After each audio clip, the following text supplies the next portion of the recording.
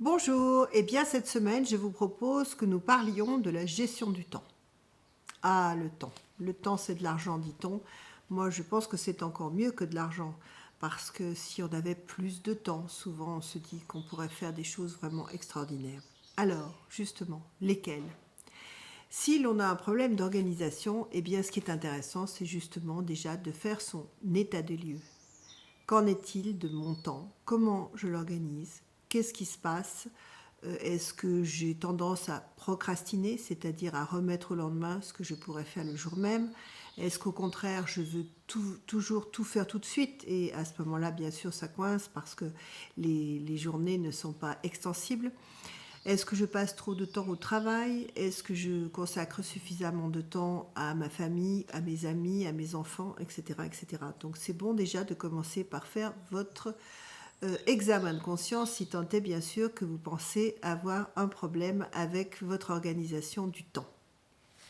Si vous pensez en avoir un, donc effectivement, vous allez déjà chercher ce que vous avez comme chronophage. Chronophage, c'est-à-dire mangeur de temps, hein.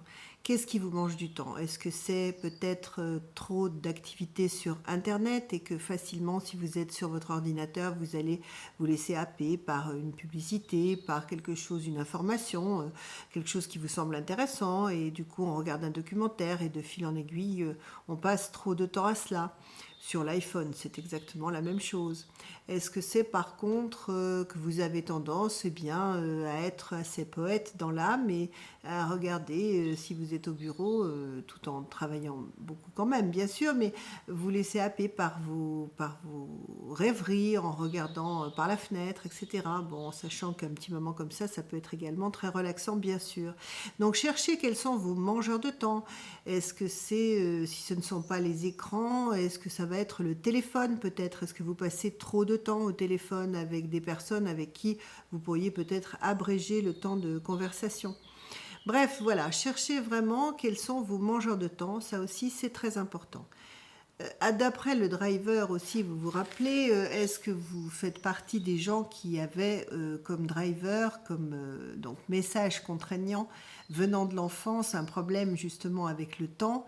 Est-ce que vous avez trop souvent entendu dépêche-toi dans votre enfance et auquel cas vous aurez tendance à soit vouloir toujours être en avance, soit au contraire vous avez toujours gardé ce problème de temps et vous êtes un peu lent et vous êtes toujours en retard?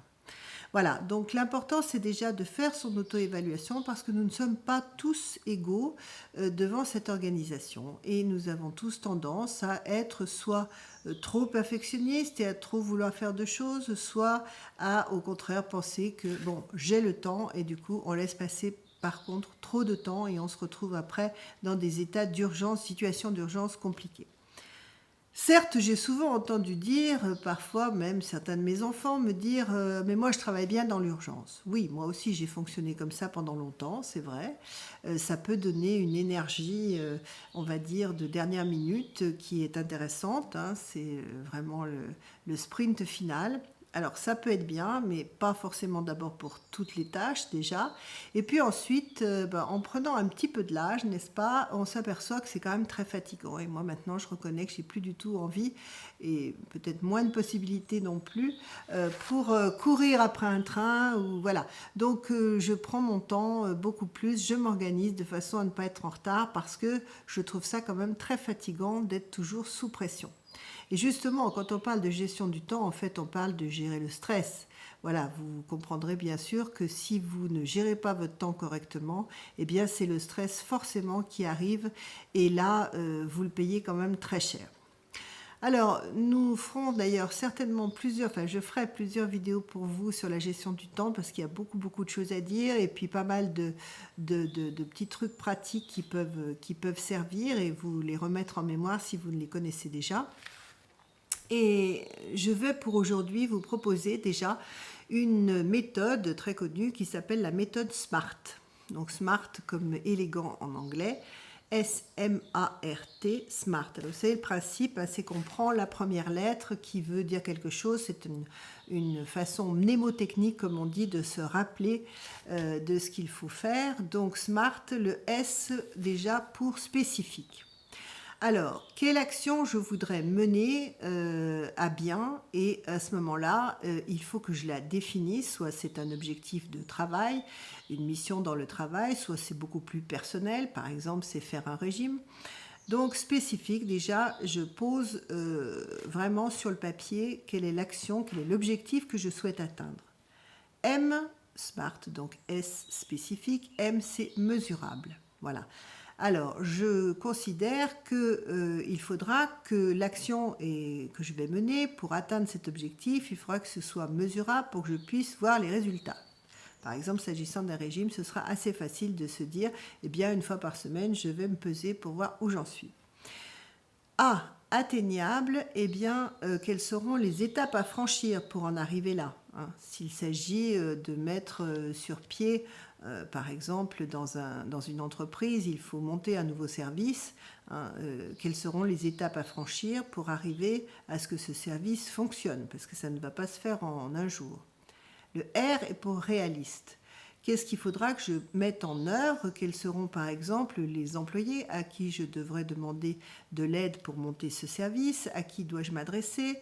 Voilà, qu'est-ce qu'il me faudra comme moyen technique, financier pour atteindre donc mon objectif? Et enfin, temporel, T pour temporel, une date pour cet objectif à atteindre, dans combien de temps je souhaite être prêt pour cette nouvelle équipe, pour cette nouvelle silhouette, etc., etc. Donc SMART spécifique, mesurable, atteignable, réaliste, temporel.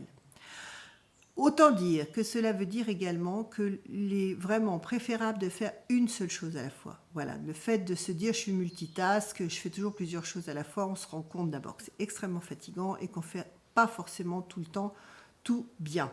Donc c'est vrai que quand on est mère de famille et que le soir on a encore du travail et qu'on est obligé de faire un peu tout en même temps, j'ai connu, ayant eu 4 enfants, oui, on fait plusieurs choses en même temps et on joue un peu les superwomen, mais c'est quand même très très fatigant et parfois ça peut quand même être un petit peu préjudiciable quant à la qualité des tâches en question. Voilà. Donc une seule tâche à la fois, ne soyez pas trop perfectionniste, soyez gentil avec vous-même, faites des pauses, hein, parce que notre corps est une machine qu'il faut vraiment bichonner, hein, et faire attention à ce qu'elle ne déraille pas justement sous la pression de trop de choses à faire. Voilà pour aujourd'hui. Et donc, commencez par faire votre petit emploi du temps, plus exactement votre petit examen de conscience, voilà, et votre emploi du temps, et voir ce que vous pourriez justement aménager. Et puis, la semaine prochaine, je vous dévoilerai d'autres techniques. Voilà. Merci beaucoup. À bientôt. Au revoir.